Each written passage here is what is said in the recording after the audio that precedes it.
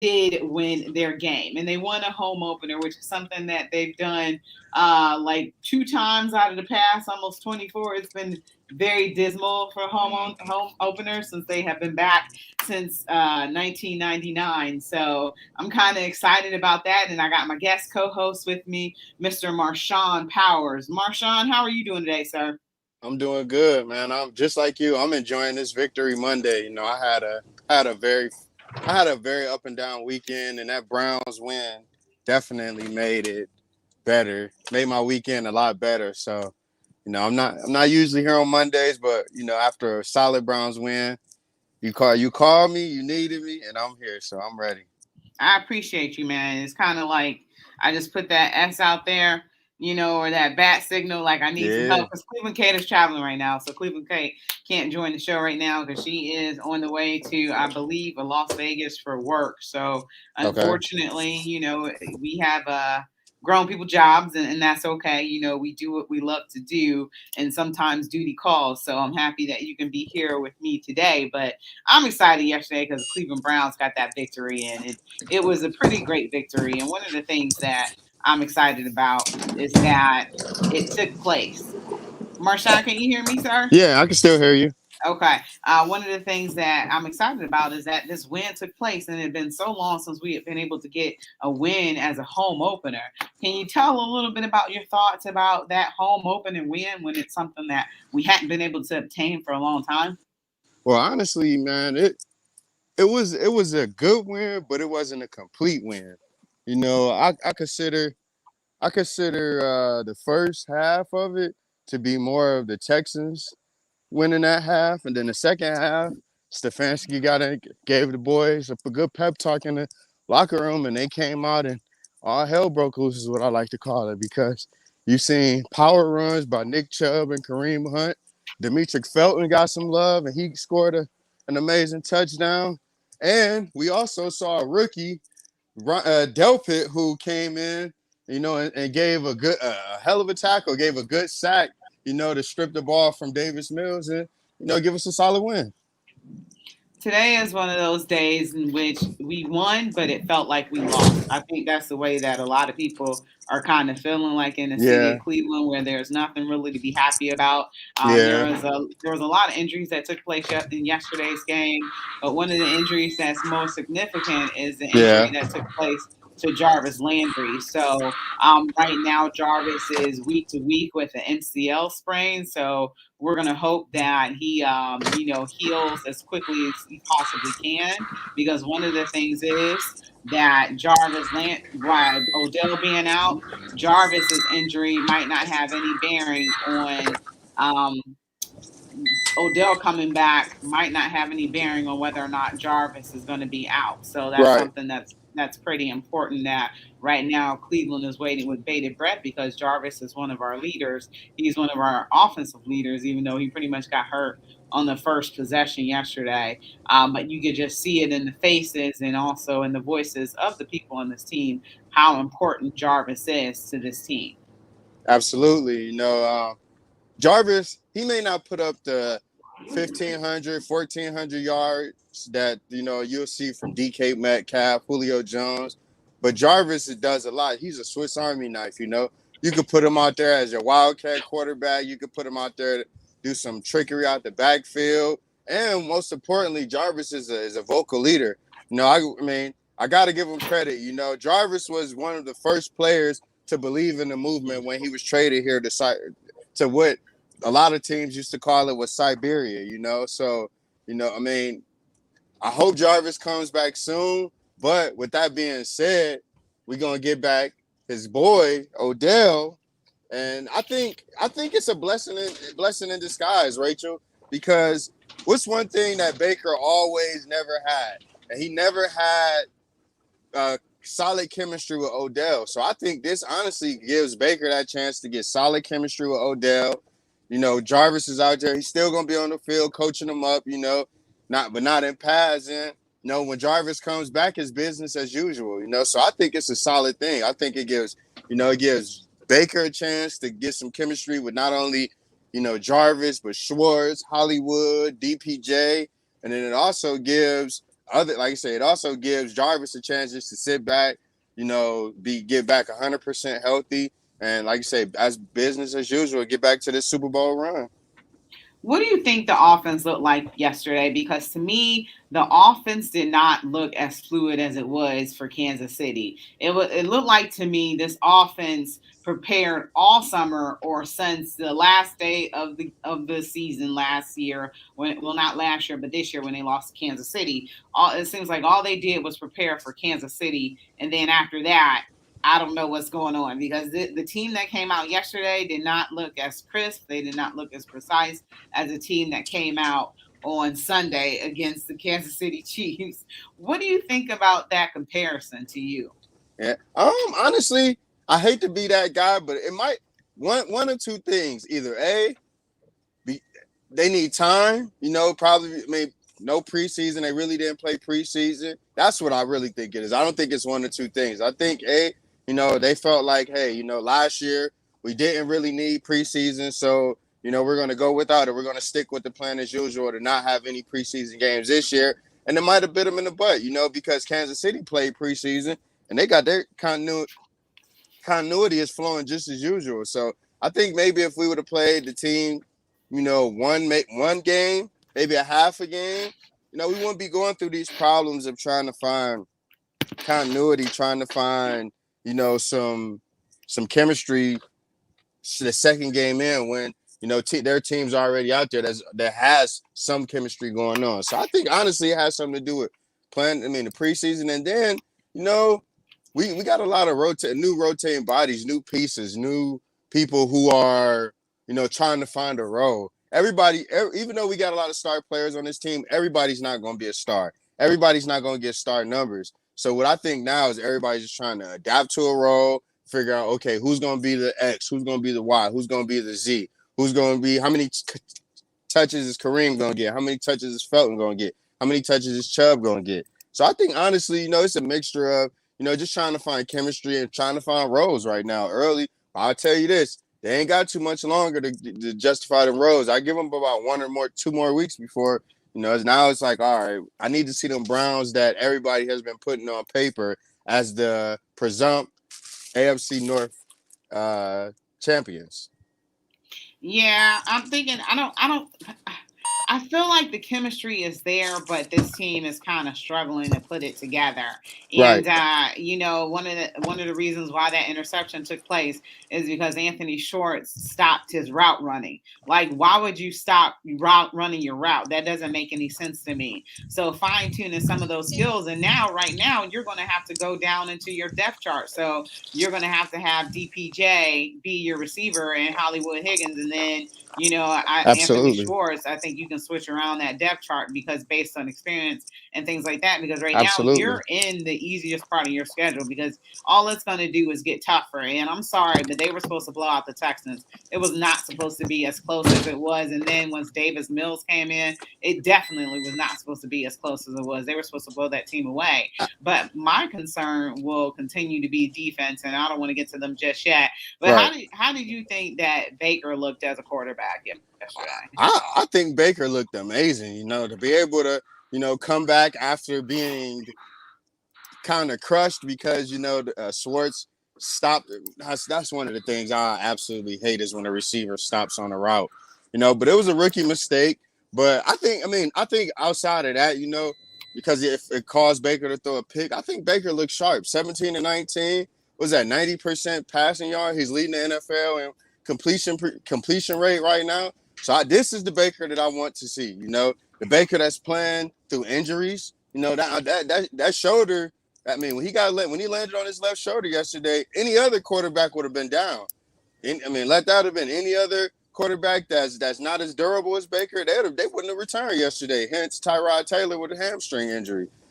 So I got to give mad kudos to Baker. You played through an injury and you still balled out. You commanded the offense. You really didn't get the wide receivers involved, but you got your tight ends involved. We got to see Felton, and Baker looked comfortable. So I want to see more of this. But I also want to see Baker in sync with his receivers. I want to see them long 70-yard touchdowns. I want to see a good show.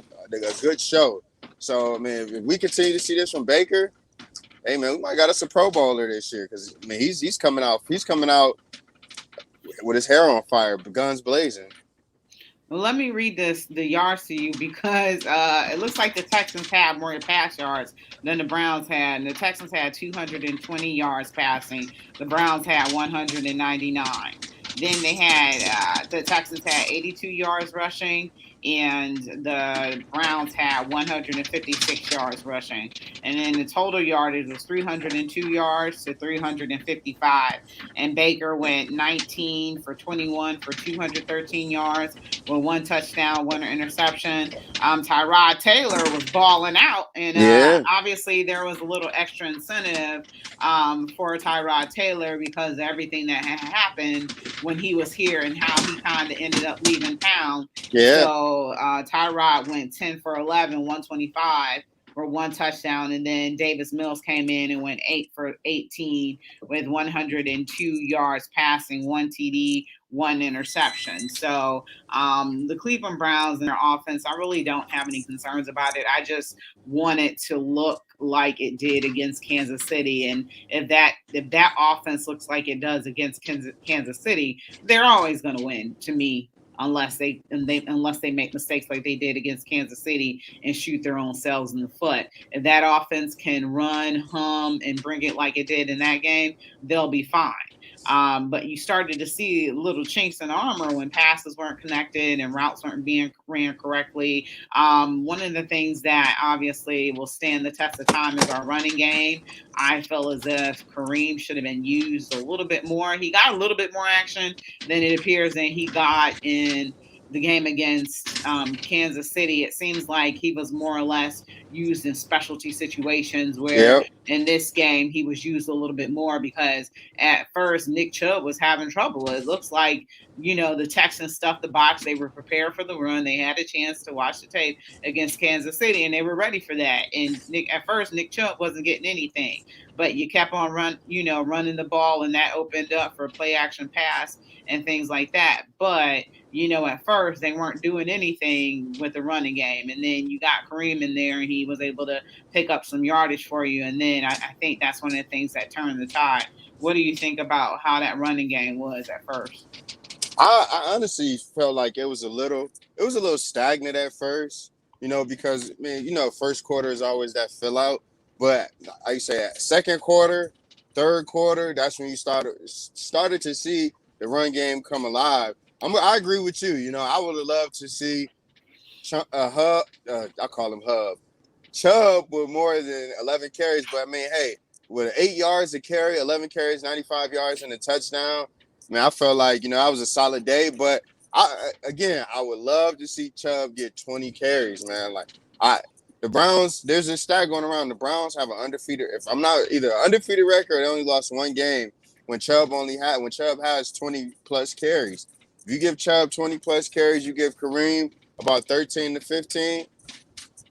Nobody can stop us. But I honestly think, Rachel, that they're going to have to do that now with, you know, Jarvis is out. Odell's coming back. Probably not going to be full speed ahead when Odell comes back. But, I honestly believe that if we start to see more of that ground attack where you're giving Chubb and Hunt their respective carries, it'll be amazing.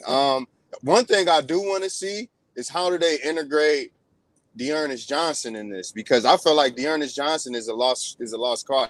He's also a great running back. I don't want to see him just kept out the fray. I feel like the Browns have four good running backs to where you don't need to run down all four of your running backs.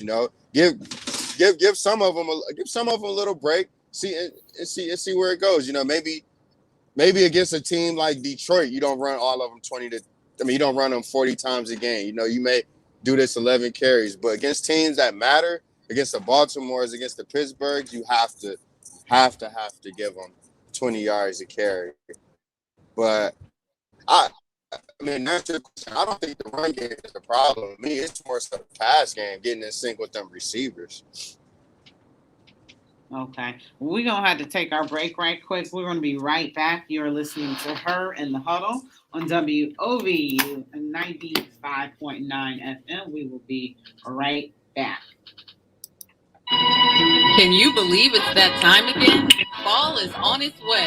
Right around the corner is Sweetest Day, and we have a sweet treat for you. EDB Productions presents The Intruders, Saturday, Hey, Rachel, October you can hear 9th me at the good? Front Stage Multiplex in Cleveland Heights, 3492 Mayfield Road at Severance Town Center. The show begins at 8 p.m. with host DJ McDuck and Cleveland's own Triple Exposure. For more information, call 216-331-0024 or call Hey, is there any way it can be a little bit less 216-401-9815. noisy? You don't Because want to miss everything is this getting epic picked up event. on the The radio. Intruders, live at the Front Stage Multiplex, Say again? 3492 Mayfield Road. I said, is in there any Cleveland way Heights, it can be a little Saturday, less noisy? October Because 9th. all that stuff is getting Brought to picked up you on the by radio. EDB Yeah. Productions. Yeah, I'm done now. I'm actually headed back on the smooth road, so you won't really hear much of anything now. You shouldn't hear anything. Okay. Because I'm like, they going to kill me. I really need to use your computer. Because I was like, the door and the little thing, I'm like, oh my God. Yeah, I heard it. I just closed it behind me. I just closed it. I was like, man, that sounds crazy. But now I'm actually headed back towards the city, so it shouldn't be as bad now. Okay. All right, cool. I'm so happy to hear that. Well, the Obama Center does that too. All right, I'm going to have our guests come on a little early when they let them inside. Okay. He ain't in just yet. Okay. So he'll talk a little with us too. But let's move on to the defense because you know everybody talking about Joe Woods. Joe Woods, they want his head. Yeah. Okay. They want to fire my guy Joe Woods. Joe ain't did nothing. Yeah, I ain't with that at all. FM, Our Voices United, a Burton Bell Parr community radio station.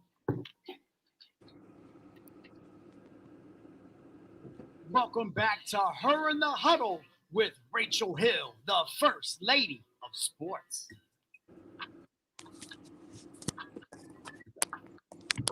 All right, welcome back to Her in the Huddle on WOVU 95.9 FM. This is your girl Rachel Hill, the First Lady of Sports, and I'm here with Mr. Marshawn Powers, who is joining us right now. He's out on assignment, so we're talking about the Cleveland Browns game. And yesterday, I said when I opened up the show, I felt like this was a victory, but it really wasn't. It didn't feel like we won, which is a weird feeling. Because there were some games that were like that last week, and it's just you want to blow out, you expect to blow out, and it just didn't happen. If anything, this was just a good football game because it got a little close because Tyrod Taylor was balling out of control. Excuse me, and our defense was having an issue with stopping Texas from moving the ball.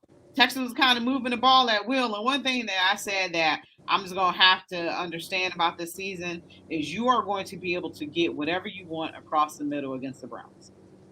Oh, absolutely. You know, I'm not one afraid to say that our linebacker core right now is our weakest link. You know, we don't have a strong linebacker core, whether it be injuries or whether it just be lack of play. You know, yesterday, shout out to Malcolm Smith. After a terrible game getting killed by Travis Kelce with the Chiefs, he finally stepped up yesterday, you know, and got him an interception or a fumble return off of Davis Mills. So Malcolm Smith stepped up. I didn't really hear anything about my guy Mac Wilson. Taki stepped up yesterday, but I think Taki got hurt. So I mean, I think honestly, the Browns, they tried out Reuben Foster last week, gave him a trial. Nothing came of it. I honestly think that they need to either A, demand more out of your linebackers, or B, get different ones, you know, get some people in there that's going to actually get the job done, you know, because it's crazy how, you know, you got guys like Brandon Cooks was just running across the middle of the field. Farrell Brown, a local kid from Brush, getting wide open and just, you know, doing whatever he wants. Philip Lindsay was wide open for a touchdown. Tyrod Taylor walked in, 15, 16 yards for a touchdown. So, I mean, it's just so many things that I expected out of our linebacking core that we just never got yesterday. Another thing, as far as the defense, Myles Garrett. What happened to Myles Garrett yesterday? You can say the same thing about Jadeveon Clowney as well. Where were they at yesterday? Where were your defensive ends? Yeah, I mean, Myles Garrett is making $125 million. Granted, I don't count nobody's pockets. But I feel like if you're making that amount of money, I expect dominance out of you. I expect NFL Defensive Player of the Year type of performance out of you. And What I don't about know if when he Miles getting is double still dealing teamed? with COVID. He is, Yeah, because he's I still don't getting. know if Miles And is I'm still not doing. defending him. I'm just asking you questions. Yeah. I'm not defending Miles. But No, what I get about it. when I he don't. getting double I, teamed? but I mean, come on now. That's Miles Garrett. You're supposed to be one of the best. You say you're the best defensive end in the league. So if you say that, then the double team shouldn't mean anything to you. You should be able to fight through a double team easily. If you're Miles Garrett, if you're a 6'5" beast like you say you are. What's his name that plays for the Rams? Aaron Donald. He's 6'1". He's smaller than Aaron Donald only 6'1". Yeah, Aaron Donald's only 6'1", and he's fighting through double teams like it's nothing.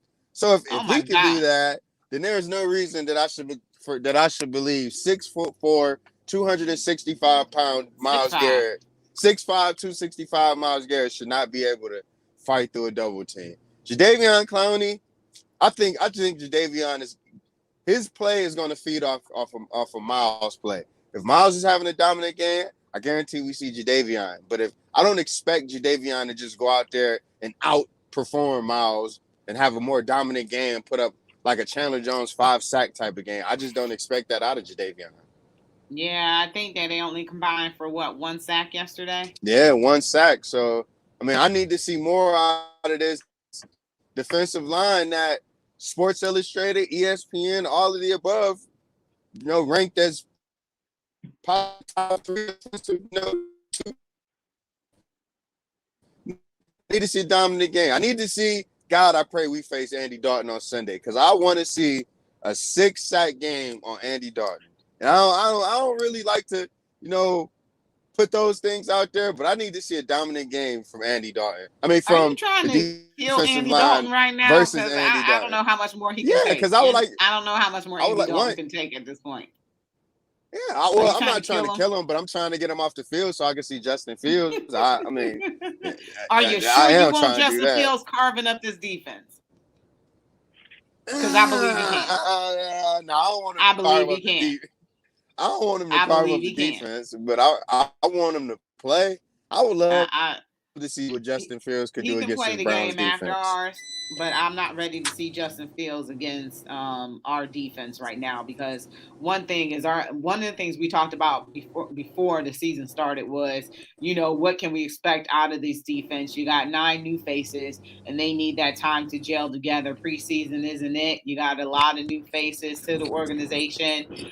We need time. This defense needs time. As you can see, last week, this week, this defense needs time. I think those expectations, like you just rattled off the list of all these magazines that said how good, and we know how good the Cleveland Browns are supposed to be. The defense was supposed to be a top defense on paper, but now games are happening. And we're kind of not seeing that. And to be fair, you talked about Malcolm Smith against Travis Kelce. Nobody is really stopping Travis Kelce. So let's just be real on that. I haven't seen anybody be able to do it. Well. We ain't got there yet. A good run for their money.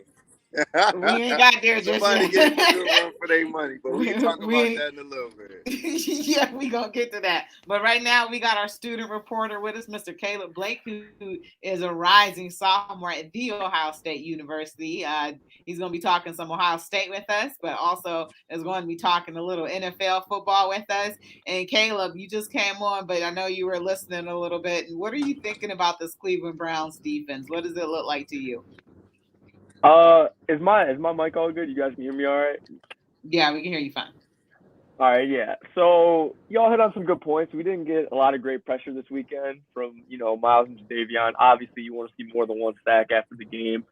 So, but overall, I mean, obviously it sucks we gave up 21 points to the Texans. I mean, the Texans, despite, Tyrod's been kind of balling, but they're not like a great football team. They're not making the playoffs or anything like that. So, it was nice to see Grant Delpit out there, though. He made a lot of key plays. Yeah. He got his first sack. So that's exciting, seeing the secondary get bolstered a little bit. But it's also only week 2, so I'm not really overreacting or, tripping about anything. I think the more games we play, the better the defense is going to get, and we'll just start to mesh. I do agree, though, I don't want to see Justin Fields this weekend. I think Justin Fields could tear us apart. So I would much rather not see Andy Dalton get sacked to the point where he's like too hurt. So, but we'll see what happens against the Bears on Sunday. Yeah, we did talk about that. Possibly Justin Fields could be starting by game 3, which would be against the Cleveland Browns. And it's looking like it's on their way because Andy Dalton is having a hard time staying upright. And Matt Nagy keeps saying as long as Andy Dalton is healthy, he will play in this game. But as I agree with Caleb, I do not want to see Justin Fields against this Browns team because I don't know if he was on Caleb. Go ahead. Here's why I say I would love to see Justin Fields against the Browns. I'm still not sold on Chicago's offensive line. Granted, I understand how much Justin Fields can, move in and out the pocket, but I'm still not sold on the ability for Chicago's offensive line to be able to attack both edges. To be able to hold up on both edges. So, if Chicago's offensive line hold up, I'm with y'all. I don't want to see Justin Fields at all. But if that line don't hold up, I think we could be able to get some pressure on the Andy, Justin Fields, whomever played quarterback down there in Chicago. So I actually think that, that's why I don't want to see Justin Fields, because his ability to make plays without, with his legs, the offensive line is not going to hold up. I don't think Andy Dalton's going to be able to make any plays like that. But Justin Fields is the guy who can. He's the guy who can make something out of nothing. And, I don't want to, our secondary is obviously playing better. We got Delpit back. Greg Newsom's, coming along still, but we're not there yet. And I think the more time that he has to operate, obviously it's not going to be all day because their offensive line is not great. But just having that extra threat, I think would actually hurt us in the long run. So I want to see Andy Dalton. Don't need to see Justin Fields on the, torching us for however many yards and touchdowns. I don't need to see that just yet. Against anybody else, not the Brownies. Yeah, because I'm not feeling that. So, fellas, we got to take a break really quickly. But when we come back from break, we're going to talk about all the calls for Joe Woods to be fired in week 2, even though the Browns have one win and one loss and lost to the team that made it to the AFC title game. Everybody's calling for Joe Woods' head. So, when we come back, we're going to talk about Joe Woods. So, we're going to be right back. You've been listening to Her in the Huddle on WOVU and 95.9 FM. We will be right back. This is a news break on a tragedy in Cleveland Mayor Frank Jackson's family. 24-year-old Frank Jackson, he's good though. Killed on Sunday, September 19th around 9 p.m. Lamar's out of his mind. Valley housing complex near Kingsman Road. Shortly after, Lamar was you don't think he better recognize WOVU 95.9 FM. Send our thoughts and they're prayers not to even. Mayor Frank Jackson. Justin Fields is better. There is a $5,000 No, they're not. reward for anyone. No, they're not. Justin Fields can run. Trevor Lawrence ain't running all like that. Oh no, Trevor Lawrence can't run that great though. Trevor Lawrence is nice though. Justin Trevor Fields Lawrence is is nice though. 6'4". Justin Fields is He better. is, but he's not better than Justin Fields. 5'4", 6'4". What about our defense? That's hard for me to put Trevor Lawrence over Justin Fields, man. That's you guys are also talking about the linebacker. We gotta play JOK. 216-253-7463. This is brought to you from the I forgot to say that. I was WOVU just newsroom. going, Hi, I'm Lawrence Daniel. Caleb, you went to the game Saturday? Coordinator for Cleveland Documenters. Yeah, I was there. Up the neighbor up I Cleveland Documenters trains and pays Cleveland Cleveland residents just like you to document government meetings in Cleveland and Cuyahoga County. We then share our coverage with the public to help make our government more accessible and more accountable. Search our listings for upcoming meetings and our coverage of Cleveland City Council, RTA, and other local public meetings at cleveland.documenters.org. That's cleveland.documenters.org. Also, do you want to learn more about local government? Maybe pick up some writing or journalism skills, or maybe you want to connect and build with a community of civic-minded Clevelanders. Then sign up to become a Cleveland Documenter. Get paid to document local government meetings and keep the public better informed. Sign up and register for our September 21st orientation at cleveland.documenters.org. That's cleveland.documenters.org. Cleveland Documenters, powered by Neighbor Up. This is brought to you by Cleveland Documenters and WOVU 95.9 FM. Our Voices United, a Burton Bell Car community radio station. You got in their ear too much. No, it's like Penn State, actually. Oh, really? She was born in Pennsylvania. Welcome back I heard to Penn State Her was in the nice, Huddle though. with Rachel Hill, the First Lady of Sports. All right, welcome back to Her in the Huddle on WOVU and 95.9 FM. And make sure you always listen to us. You got a few different ways you can listen to us on regular terrestrial radio. You can listen to us online at WOVU.org. And you can always download that WOVU app so you can drop us in your pocket and keep us on the go and listen to us at any time. You can always give us a call at 216-271-0959. I have Marshawn Powers with me today. And I also have Caleb Blake with me, a rising sophomore at The Ohio State University. So I have them both guest co-hosting with me, talking some sports. And before we went to break, I said one of the things we were going to talk about when we get back is for all the pitchforks, fires, and the long contingent of people that say that Joe Woods needs to be fired right now. What are your thoughts? And Kayla, we'll go with you. I don't know what happened to Marshawn. He'll probably be back on in a second. But what are your thoughts with the people who say that they are ready for Joe Woods to be fired already and we're only 2 games in? We have a 1-1 record and we're giving up typical average yardage of what NFL teams do. Yeah, I mean, it's like I said last segment, like it's only week 2, so it's not nothing to overreact about. I mean, we're 1-1, which honestly I would have probably expected if you told me we'd start the season playing the Chiefs. So, I mean, and obviously we played way better than at least I anticipated going into that game. So, and defense, yeah, there's things to work on, but I mean, I think we just give us a few more games because honestly, okay, the first game with the Chiefs, I mean, nobody's really stopping the Chiefs offense. Like, I mean, even the Ravens in that game yesterday, like they put up 30 plus points in both their games. So people like overreacting about Joe Woods, I would just give it a little more time, like a few more games. I mean, it's nothing to. That's a huge overreaction to just call for the pitchforks and say, oh, he's got to go. Like, it's only week 2. Yeah, and I had to take a step down off the ledge myself, and I pride myself on the maturity that I have displayed. Where I'm just like, you have to give this defense time to gel. You have 9 new faces; they are just not there yet. They're trying to recognize other offensive schemes that they're playing against. You got some rookies in there who are doing good, like you mentioned, Grant Delpit. It was nice to see him be out because I didn't know when this cat was ever going to play, if ever. So it was nice, seeing him out there. They did a decent job stopping the run. They did a decent job stopping the pass. What they did yesterday was average defensive numbers.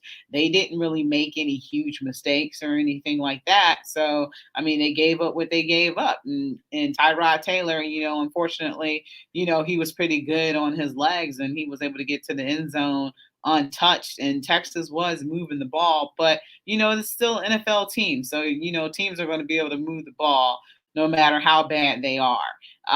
But we should be able to expect them to move the ball against the Browns too. And I think that just is what it is.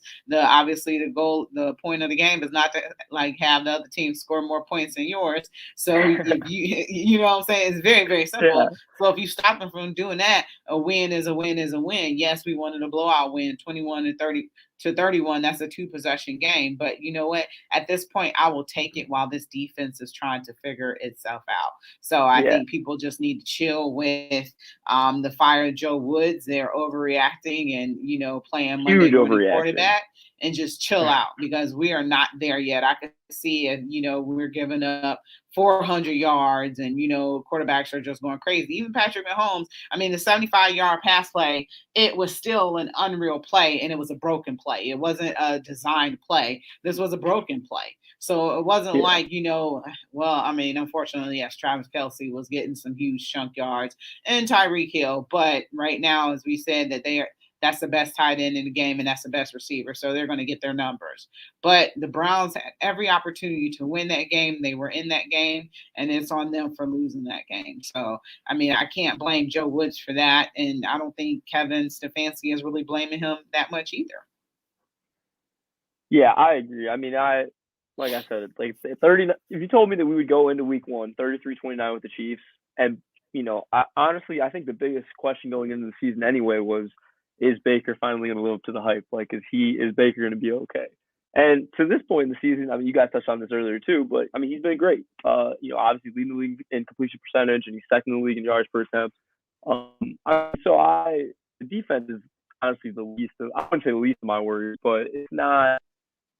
We haven't been that bad to start calling for our defensive coordinator to be fired. It's not that big of a deal. So I think we'll be fine. The Bears are a good test. Hopefully, like I said, I mean, I hope Andy Dalton plays because I'd much rather play him than Justin Fields. I don't know if I'm ready for the defense to see that yet, but we're fine. We're fine right now. DJ Chris Styles said that we were all overreacted because Justin Fields is a rookie. I'm like, well, he's a doggone good rookie. He's like, he's still a rookie. I don't care. I'm like, well, he's still a good rookie. He's a stud. I mean, he went to Ohio State. Yeah, I know. What else can you ask for? Well, DJ Cristal will say we biased, which we kind of are, but he's still, even if he didn't go to the best university on earth, the Ohio State University, we would still say that Justin Fields is a good quarterback and he has the potential to be very lethal, especially when you have a defense that's trying to figure it out. And yes, Justin Fields is trying to figure it out in the NFL if he even plays. But pretty much he's played in every game so far. So right, yeah. Andy Dalton has played, but so has Justin Fields. He's been inserted on draw plays and everything. So, I mean, he's going to be in that game. We're going to face him. It's just in what capacity are we going to face him? Are we going to face him the whole game? Or are we going to face him for a couple sequences in which they try to do their little, sneak plays and the run and plays to the end zone, which he's been involved in. So I'm not 100% sure, but the team is going to game plan for either way. But I think it's okay to have a little healthy paranoia at Justin Fields because we've seen the way that he was one of the best college quarterbacks. So, DJ Cristal says we're homers and all that other stuff, but these are still facts. So right. I don't know how I feel about facing Justin Fields, even if the offensive line is good. I just don't want to. I think, and then you want to get as many wins as possible because this is the easier part of your schedule. It gets harder. Right. So let's get easy wins. Let's, have Andy Dalton play against him and try to get what should be an easy W in front of a hype crowd because we haven't beat the Chicago Bears in a long time. So that would be a great victory for, I'm thinking about franchises now that we're good or anticipate to be good, who haven't we won against in a long time? And one would be the Bears. Yeah, I mean, the Bears are a perfect test because the middle chunk of our section is a lot tougher. I mean, not that the Bears aren't a good team, but I don't see the Bears making the playoffs this year. I mean, they're especially not if they're going to keep starting Andy Dalton. So, but I mean, the middle chunk of our season after this, I mean, these early games are games that we just have to win. Like we can't afford to lose because we play after this the Vikings. I mean, the Vikings aren't. I think we beat the Vikings, but it's at Minnesota. Then you got at LA the Chargers. Then we play the Cardinals at home. Kyler Murray's been outstanding all season. That's my fantasy quarterback. Early candidates. I'm so jealous. So jealous. I auto-drafted though. Early candidate to win MVP. I mean, Kyler's been insane. So Broncos, that's going to be a tough defense. And then, of course, the Steelers is always a tough game. So we got to make sure that we handle these games like the Bears and like the Texans and, hopefully build up that confidence so that we'll be all right when we get to the much harder part of the schedule. Yeah, because the NFC North isn't that great. So you got the Vikings who are 0-2, and I don't know who they play next week, but they're going to have their if they win or lose, they're going to be trying to come out of into the win column against the Browns at home. And I think the last time we faced the Vikings might have been in England, and unfortunately we lost to them. So yeah, that's it is what it is. But you got the Lions, which is a pretty easy. So I'm looking at the toughest test in the NFC North. It's going to be the Packers. But let's move on because before we get to break, we still got a few minutes before we get to break. Let's move on to a little bit of the Ohio State University. Oh, you know what? Before we get to Ohio State, Baltimore, Kansas City.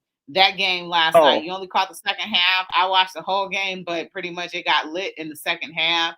What are your thoughts about that game last night? Because like last week we talked about this. Me, Willie, I think you did the show with Willie before. Me, Willie, and Marshawn. I was the only one that said Baltimore was going to win that game and gave them a chance to win the game. And they got on me. They didn't want to listen to me. And guess who won? Granted, there was a turnover. There was a turnover Right. that took place that had to happen in order for that to happen, but they still won. A win is a win is a win is a win is a win. So I won, and they was giving me the business too. Oh yeah, turnovers are part of the game. So like you said, a win is a win is a win. I mean, biggest takeaway, Lamar Jackson's just incredible. Like I got back and the first play that I saw was his like cross body, like 50-yard touchdown to Hollywood Brown. I mean, there's just not many other guys in the league that can do that. You could argue that there's really only like Patrick Mahomes that can really do that. Like the way that he uses his legs. I mean, I don't care how he doesn't have to be the best passer in the NFL. He is just the best at what he does. I was literally talking to my roommate about this yesterday when we were watching the game, and like it doesn't matter because beating the Chiefs, that's such a huge victory for him. You know, he's 0-3 against Mahomes before that game. I think the Ravens kind of needed that to maybe not needed it, but after a loss like they took with the Raiders, you know, it was nice to see Lamar kind of bounce back because he had 3 fumbles in that Raiders game, but to come back and be the special player that he was, it was a real back and forth game. It was real exciting. Yeah, and it was just kind of vintage Lamar. Like I go back for some reason. I like punishment, and I watched Week 14 of the Browns versus the Baltimore Ravens. I don't know why I go back and watch this game, and I just watched Lamar just kind of run all over us, and that's pretty much what he did to Kansas City. The Kansas City defense is not that great. You know, they were able to capitalize off of mistakes that we had made in our game against them, but the Kansas City defense, they had a hard time holding, and Lamar, you know, he was able to beat him with his feet and he was able to beat him with his arm. And at the end of the day, that defense, Baltimore's defense, who I also have in fantasy as well, and I lightweight thought about trading them for the Cleveland Browns defense, but I might just keep the Ravens defense. You know, they were able to contain Patrick Mahomes a little bit. And Marshawn, we got Marshawn back, so I know that he wanted to say somebody else was able to contain Travis Kelce. Yeah, man. Patrick Queen, man. Linebacker from what they call it, linebacker U, LSU linebacker U. But no, Patrick Queen, man. That's a guy who I wish we had him here in Cleveland, but you know, unfortunately, we wasn't drafting that low in the first round. But no, Patrick Queen was on top of Travis Kelce, and then you know my guy Big Hump, Marlon Humphrey he put the clamps on Tyreek Hill. So I mean, I don't know, man. I guess. I don't want to say Baltimore showed us the blueprint to beat Kansas City because we know what it is. You need to run on them. You're not going to beat Kansas City unless you don't have a effective run game and a defense that can slow. You're not going to stop Patrick Mahomes, but you can slow him down. So if you get those two, you could beat them. We had about 1.25. We had a good run game. We just didn't have the defense to shut them down, but. You know, I mean, hey, I agree with everything Caleb said, man. You know, to be able to see Lamar, you know, come with, you know, basically Sammy Watkins, Hollywood Brown, and Latavius Murray and Will win like that. Comeback win. I was surprised. I woke up at 4 a.m. this. Oh, you did? Because I sure enough texted. I was texting you and Willie like, I thought y'all would be up watching that. No, I fell asleep after I had a long day yesterday after the Browns game. I had a festival I went to, but no, man, definitely I watched probably I want to say a little bit of the third quarter, and then it was lights out for me. But what I saw, you know, it didn't look good for Baltimore then. But no, like I say, man, you know, to be able to pull that out. Yeah, let me ask y'all this then: do y'all think that similar to that Kareem Hunt more or less has more of a similar running style to Lamar because Lamar can move any direction, and I think a Nick Chubb is that north-south runner, and that Kareem is that west-east runner. So do y'all think beating Kansas City, if you have a running style more suitable to Kareem Hunt's over Nick Chubb's? I think Kareem is a violent runner. I don't think Lamar is a violent runner. Go ahead, Caleb. I'll let you go first. No, I was actually just going to say the same thing. Like, I think Lamar's just so far in his own league, like, in terms of just, like, movement, getting, like, lateral quickness and stuff like that. It's, like, I don't know if Kareem really has that kind of – I wouldn't say Kareem or Nick Chubb because I think they're just more physical backs. They're very like downhill guys, but Lamar's kind of about finesse, and he can just. I mean, he's going to get around you, however, though. Like, it doesn't really matter. There's very few guys in the league that like I would trust in a one-on-one tackle against him anyway. So I think it's just a totally different style, but that works for the Ravens. And he's skinny and quick. And I was paranoid when I saw him flip into the end zone because I'm like, did he not see what Adrian Peterson did? Caleb, you're a little young, but Adrian Peterson, when he did a backflip into the end zone in college, I think he dislocated something. So I'm like, man, what is he thinking? But we got to go ahead and get to this last break right quick. You are listening to Her in the Huddle on WOVU 95.9 FM. We'll be right back. Celebrate their 12th anniversary Sunday, Caleb, man, from Chicago. And one more. at New Bethlehem No, Baptist it's my Church, roommate's poster, actually. 6504 Woodland Avenue in Cleveland. He's a big boy. Where you from, Caleb? I'm from Cleveland. Join us for an evening of Go great Cavs. music Go from Everton. one of the best groups in town, along with the Elite Jewels, Yeah, he's a big the Bulls guy. Spiritual Sorry, Believers, Mary Oh, Glover and man. Company, the Mandora Spiritual Singers, the We've been Christian talking like all week. Brothers, He was the holding the New shot over my head. We Revelations, were watching the Sons Last of Dance, Harmony, stuff like that. the Christian Redeemers, Hey, tell Now him he's when putting Fat LeBron's Boy and last Friends, dance No, come. the New Heavenly LeBron's Wonders, last dance with come, your it ain't gonna host have and nothing. MC LeBron's for the last night, dance gonna Jay be, the oh, Gospel man, Jordan Kid. Celebrate the Gospel Travelers 12th anniversary Sunday, September 26th at 5 p.m. at New Bethlehem Baptist Church, 6504 Woodland Avenue in Cleveland. Brought to you by the Gospel Travelers and WOVU 95.9 FM, Burton Bell Carr Community Radio.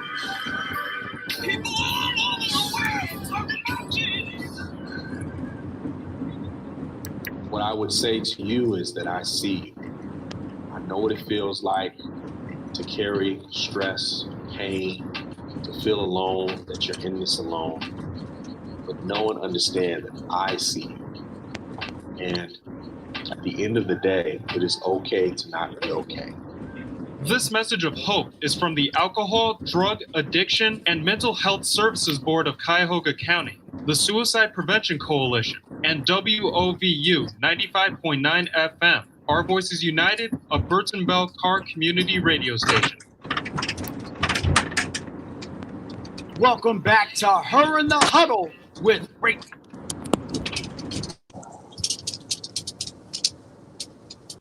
All right, welcome back to Her in the Huddle with WOVU and 95.9 FM. This is your girl, Rachel Hill, the First Lady of Sports, and I'm here with my guest co-host today, Mr. Marshawn Powers and Mr. Caleb Blake.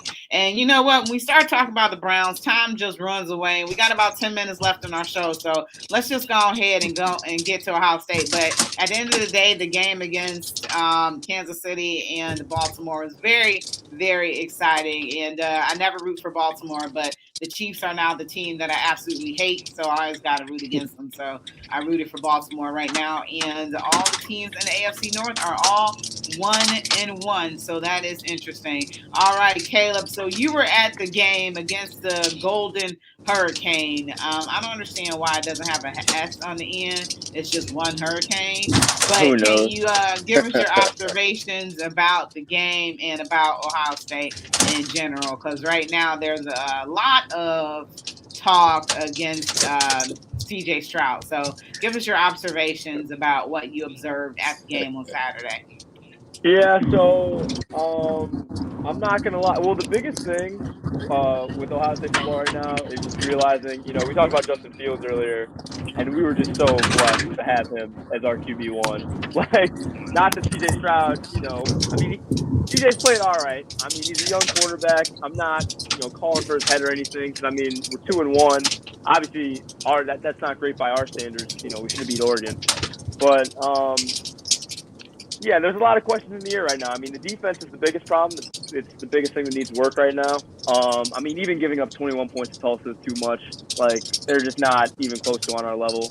And honestly, that game was a lot closer than it seemed. Like, we won by, 41-20. But, it seemed a lot closer than it was for a lot of the game.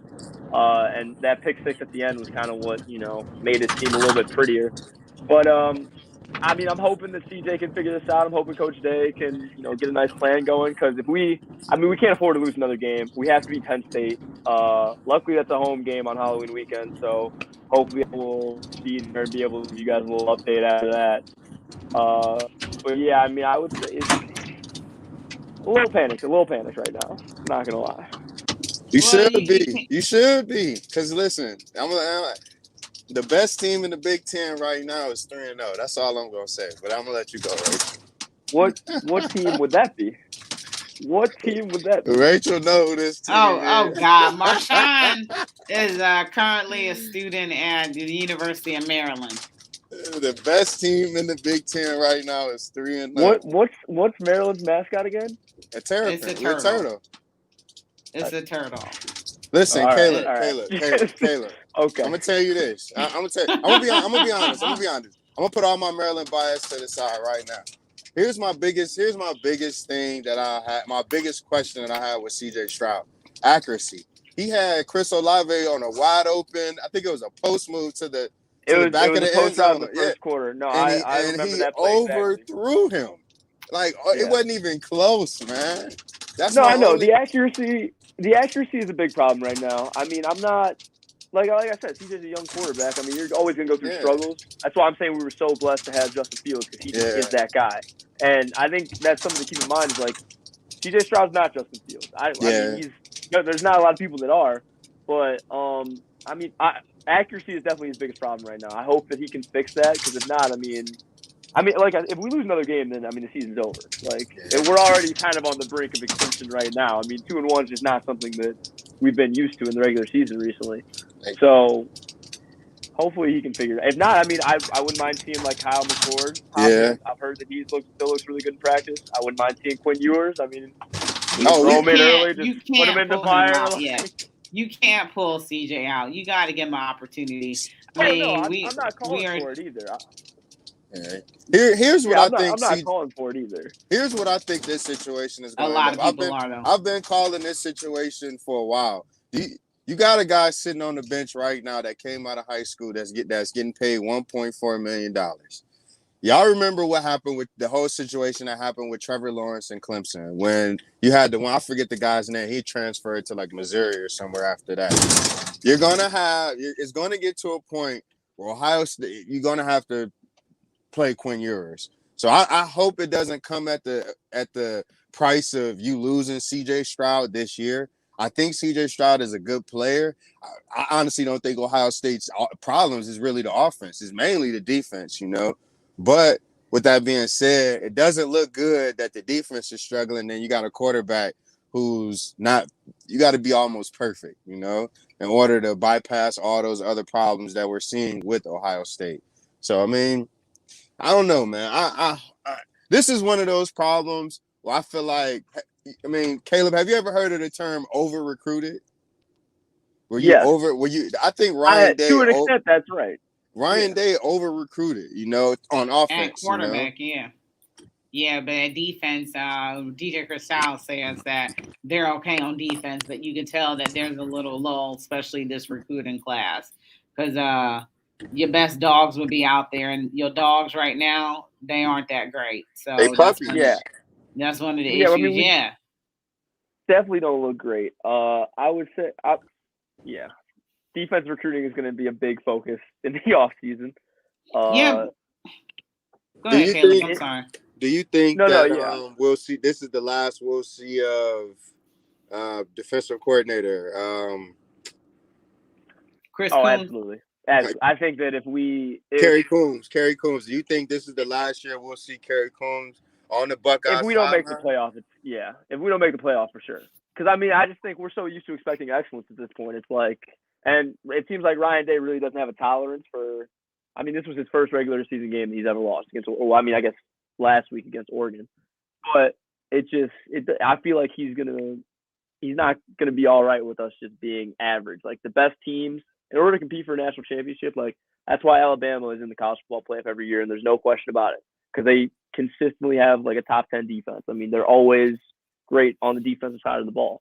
And even when we won, we haven't had a dominant defense or anything like that. I mean, we've had some great defensive players come out. You think of like Denzel Ward, like our corners and guys like that. But, as of right now, if we can't fix it, this season, especially like I'm saying, right now, Penn State is the biggest game circle for me because I don't think Penn State's offense is great. But if they torch us, then I think it's over with. Hey, Caleb, hey, listen, I am going He overlooking October 9th. I am going I'm not even worried about it. I am going to be in Columbus, Caleb. Caleb, I'm going to get your social media, something. I'm going to be in Columbus October 9th. I'm telling you. Do your homework, man. I will see you here on October 9th. Man. Listen, I'm going to give you a preview right now. We got a four-headed monster. We got Talua Tuglavan, Tua's little brother. We got Fleet Davis good at running back. And then you got the two best wide receivers in the Big Ten. I'm telling you, October 9th is going to be a day that if Ohio State sleeps on Maryland, man, that's going to be the game where Maryland comes through. And I'm not coming with, Maryland's going to blow Ohio State out. But it's going to be a game where Maryland they beat Texas 32-25. I'm going to be honest. I would have been okay with some of those claims, but like our worst two receivers are better than both. No. I can promise you that right now. No. I can promise you that right now. No. We're going to finish this conversation. There's definitely no duo better than Olave and Garrett Wilson. No. And we have Jackson Smith as our third best receiver. Have you heard of Dante Demas? I have not. I wonder why. I will see you in Maryland on October 9th, though. We in Columbus. I will see you October 9th. They in Columbus. So he'll be down there. I'll bring it. I'll save you a seat. I'll save you a seat right next to you. We can watch that together. I'll make sure I pass on y'all information so y'all have it. But yeah. Oh my gosh, it's 6:58 left. Wow. Excuse me, I was a little surprised, but I'm not really worried. So Ohio State faces Akron next. That should be an annihilation. I don't think that there should be any worry about the defense. I think that this game will be a tune-up. So that's that. So we're about to get out of here, though, you guys. So thank you so much for being here. Caleb, thank you. As student reporter, we'll be having you check in pretty much weekly with us about what Ohio State is doing. Marshawn, appreciate you. I know you out there doing your thing. And you've been listening to Her in the Huddle on WOVU 95.9 FM. And we are out of here. Thanks, fellas. We're out of here, everybody.